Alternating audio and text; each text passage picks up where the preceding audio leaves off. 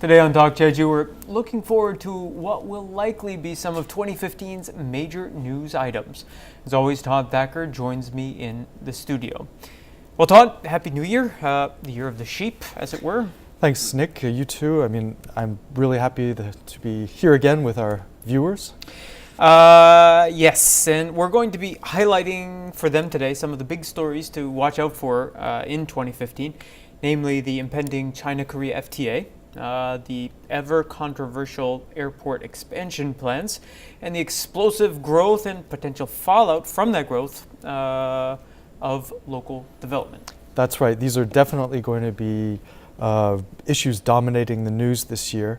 And I thought today we'd start the segment by, I'd like to sort of reference or mention something that President Park Geun-hye mentioned in her New Year's message to the Korean people. Okay.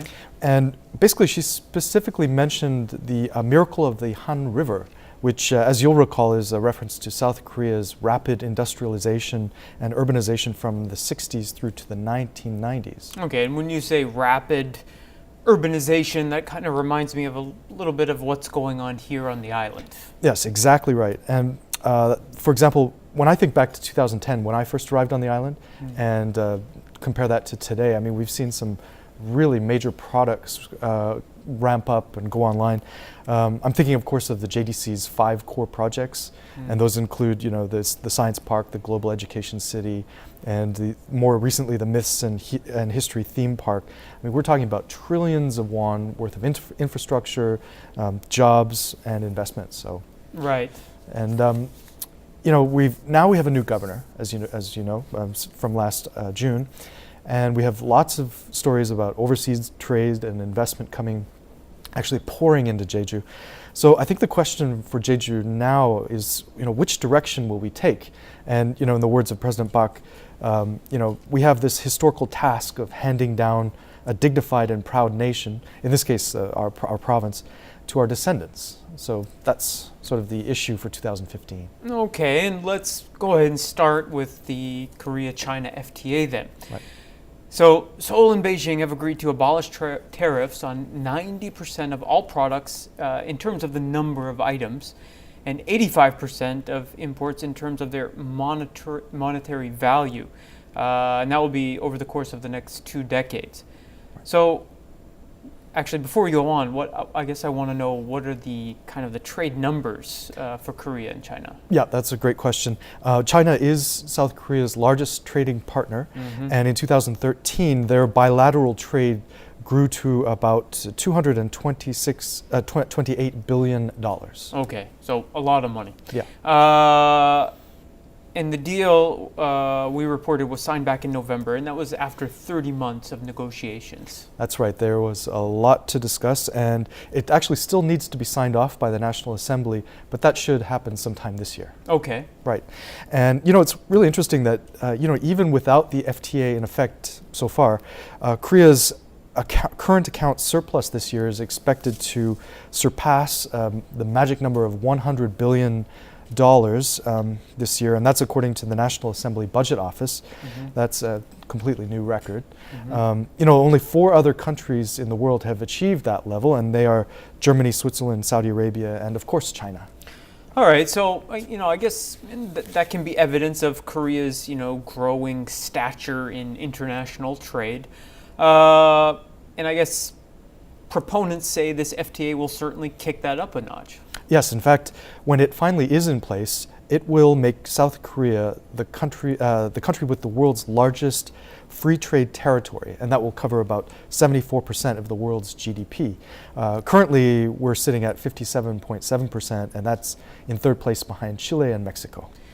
So very big numbers, and I guess what I want to know is how will this deal, which may be good for everybody, in total, how will it affect Jeju? Yes, and of course, Jeju's fishermen and farmers are going to be affected.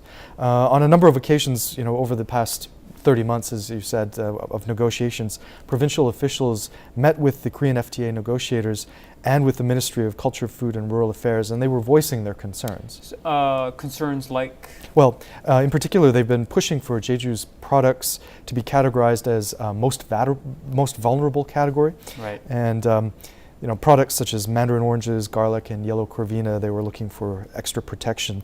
And of course, we'll see how the final language of the agreement kind of reflects these protections in the next few months. Okay. Moving along then, another long-term issue, and that of whether or not to expand the current or the existing airport or build a new one. As we always report, Jeju's tourism numbers have skyrocketed, both via air and sea routes. But the former is pushing Jeju International Airport's capacity to really the absolute limit. Analysts say that by 2018 it will be unable to add more flights. Yeah, exactly. And in fact, just this week we saw yet another milestone broken. The 20 millionth person to have used Jeju Airport in one calendar year arrived here. That was 7 years ahead of a previous government projection. And in that same report, by the way, that had estimated that Jeju's airport would be at full capacity by 2025. And clearly we can see that that's way off. Certainly. Governor Won has called for swift action on this matter. At one point last year, he cited an interesting statistic that kind of stuck in my mind. He said that an average of 75,000 people come through the Jeju airport daily, while the country's main air hub and one of the top-ranked airports in the world, Incheon International Airport, only handles 10,000 more, 85,000 per day. Right, that's an amazing statistic. I mean, we're all familiar with that beautiful, huge airport in Incheon, and it's almost mind-boggling to think that our humble airport handles almost the same amount. We're going to see, of course, more delays on the tarmac. We're going to see fewer seats, more difficulties getting seats on aircraft.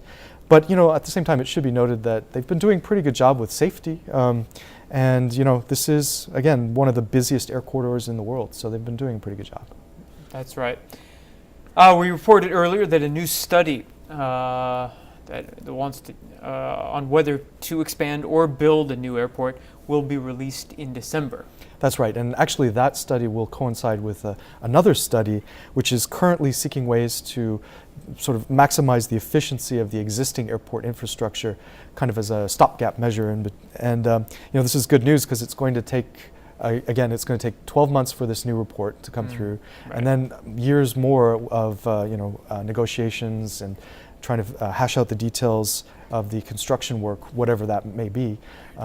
Just the logistics of building a new airport or adding to infrastructure on such a small island as Jeju's, it's always going to be complicated. That's right. And this is sure to be a hot topic for the foreseeable future. Right. Finally today, I guess we're going to talk about development. And just a few days ago, we saw that the province approved Resort World Jeju, which will be in the Jeju Myths and History theme park. And the groundbreaking on that is scheduled for later this month. And that's a Landing International project, and Landing is, of course, a Hong Kong-based firm. Yes, in fact, Landing is basically trying to get in on the boom in the Chinese tourism market here. That's right. And how do proponents say Jeju will benefit from this huge development? Right, well, for one, some of the details that have come out include that 80% of Landing staff will have to be hired be from Jeju, and Jeju-based contractors must get at least 50% of the construction work. And they also required Landing to sign long-term purchasing contracts with local agricultural and seafood producers. Okay. Well, it looks like we have a lot of things that we can talk about in the next year. Thank you, Todd. I'm looking forward to getting more in-depth on all of these issues and other ones throughout 2015. And just to wrap up, I'd like to wish our viewers a happy and healthy 2015. Okay, thanks, Nick. If you have any questions or comments, please email them to talkjeju@kctvjeju.com. Thank you for tuning in today, and I hope you'll join us next week at the same time. If you can't wait until then, though, visit us online at eng.kctvjeju.com or follow us on Facebook. 시청자 여러분, 고맙습니다.